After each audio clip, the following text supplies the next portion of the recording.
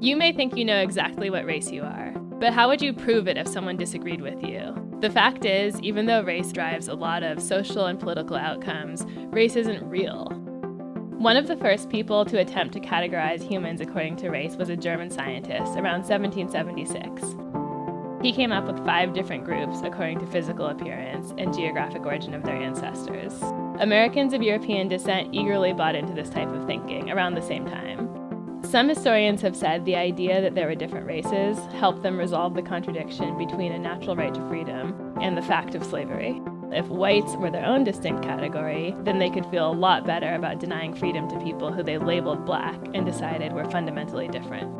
But as political priorities change, definitions of race in America adjust right along with them. For example, if you were of Mexican birth or ancestry in the United States in 1929, you were considered white.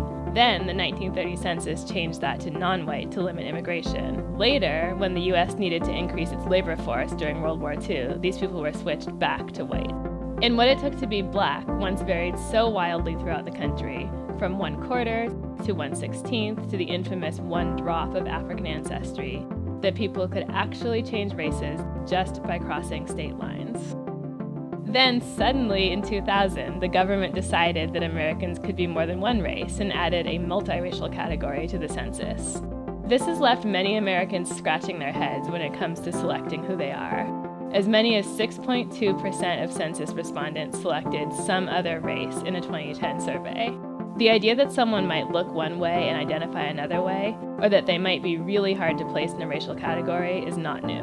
This is why there was a public debate about whether MSNBC's Karen Finney could say she was black, or how we can't even agree on the racial label assigned to the President of the United States. Of course, many people feel their racial identity is very clear and very permanent, but the fact that some people have changed theirs and that no one can really argue with them shows how shaky the very idea of race is. This is all because there isn't a race chromosome in our DNA that people can point to. It simply doesn't exist.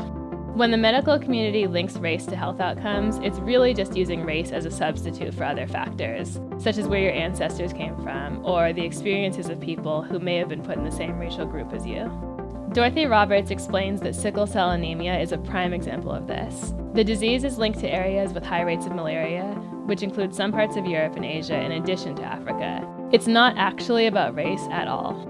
This, of course, does not mean that the concept of race isn't hugely important in our lives. The racial categories to which we're assigned can determine real-life experiences, they can drive political outcomes, and they can even make the difference between life and death. But understanding that racial categories are made up can give us an important perspective on where racism came from in the first place.